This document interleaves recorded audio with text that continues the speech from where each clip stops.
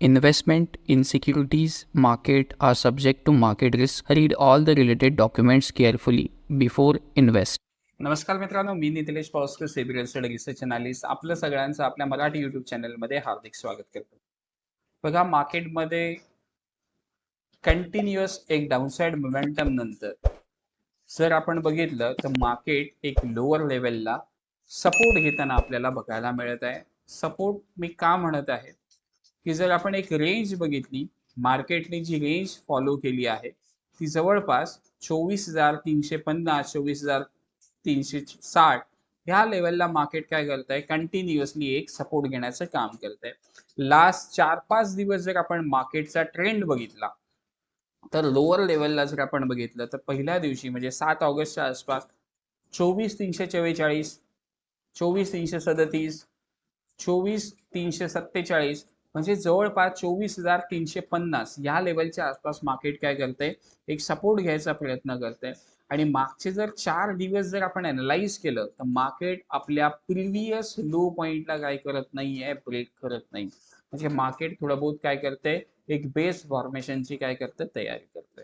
आणि त्याचमध्ये जर आपण बघितलं तर जीएसटी रिलेटेड मार्केटमध्ये एक पॉझिटिव्ह न्यूज आपल्याला बघायला मिळते. एक सरप्राइझिंग मुवमेंट आपल्याला मंडेला म्हणजे उद्याला आपल्याला बघायला मिळू शकते. तर मार्केट त्या बेसिसवरती कशा प्रकारे रिॲक्शन करू शकतं हे एकदा आपण काय करून घेऊया, समजून घेऊया.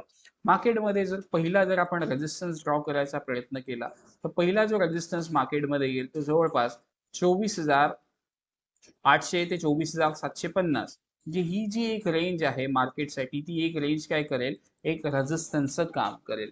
जे जर मार्केटने न्यूजला पॉझिटिव्ह रिॲक्शन दिलं आणि जर मोठ्या लेवलला गॅप अप न देता जवळपास जो गॅप अप आहे तो 24,780 24,800 ह्या लेवलला जर गॅप अप दिलं तर न्यूज बघून आपल्याला काय करावं लागेल, मार्केटमध्ये फॉलो बाईंग येतंय की नाही येतंय ह्या गोष्टी आपल्याला काय कराव्या लागतील, चेक कराव्या लागतील.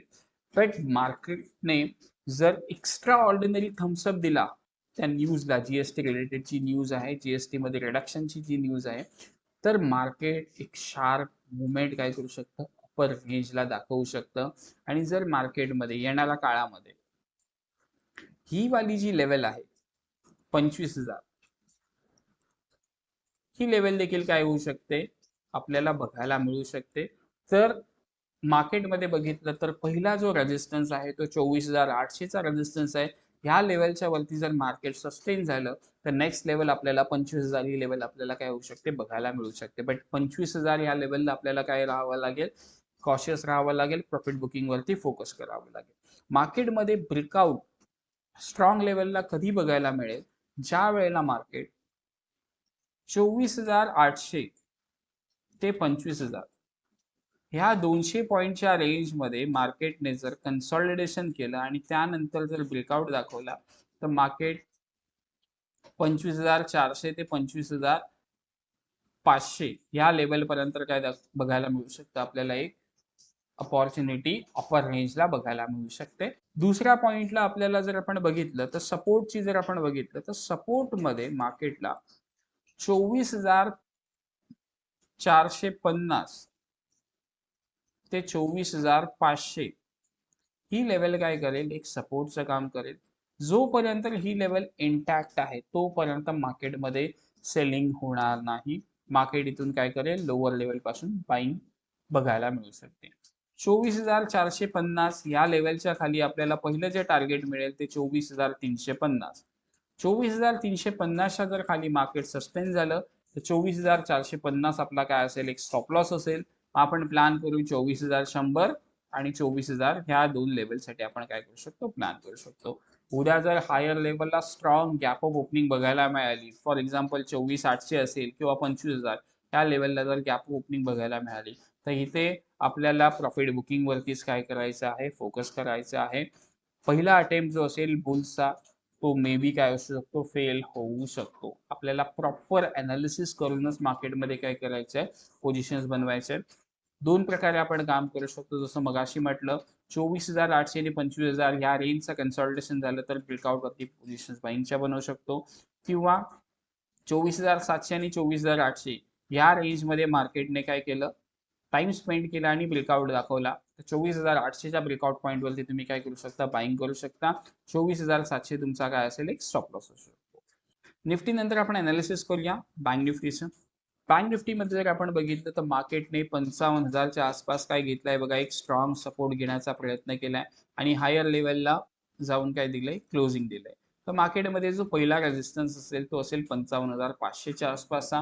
55,500 ही लेवल मार्केटने काय केली, ब्रेक केली तर नेक्स्ट जे टार्गेट असेल त्याच्यासाठी ते 56,000 ते 56,100 ह्या लेवलपर्यंत मार्केट काय करू शकतं, एक अपर रेंजला मार्केट मुवमेंट दाखवू शकतं. हे लास्ट 3-4 दिवसाचं जे मोमेंटम आहे तर याच्यामध्ये तुम्हाला काय दिसतंय, मल्टिपल इनसाइड कॅन्डल आपल्याला बघायला मिळत आहे.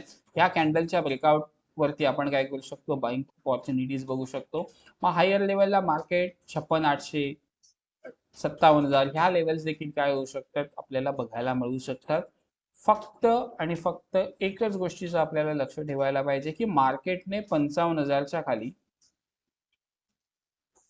ट्रेड केला नाही पाहिजे. जोपर्यंत मार्केटमध्ये 55,000 इंटॅक्ट आहे, 55,500च्या वरती आपण 56,100 56,000 ही लेवल बघू शकतो आणि ह्या लेवलच्या वरती आपण 57,000 पर्यंत काय करू शकतो, टार्गेट एक्सपेक्ट करू शकतो बँक निफ्टीमध्ये. 55,000च्या खाली जर मार्केटने डाऊनसाइड मोमेंटम दाखवली तर 53,900 ते 54,000 या लेवल्स पर्यंत मार्केट काय करू शकतं, डाऊनसाइड ओपन होऊ शकते. बघा न्यूज पॉझिटिव्ह जरी असली तरी पण तुम्हाला फोकस कशावरती करायचं आहे, चार्ट्स वरतीच फोकस करायचा आहे. बायस होऊ नका. चार्ट ज्या प्रकारे मुवमेंट करेल त्याच प्रकारे काय करा, मार्केटमध्ये ट्रेड करा. मंडे ट्यूजडे जे काय 2 दिवस असतील त्या प्रकारे तुम्हाला काय करायचं असेल, चार्टच्या बेसिसवरती जास्त फोकस राहून ट्रेड करायचं असेल. मित्रांनो, चॅनलला सबस्क्राईब केलं नसेल तर चॅनलला सबस्क्राईब करा. नक्की कमेंट बॉक्समध्ये कमेंट करा.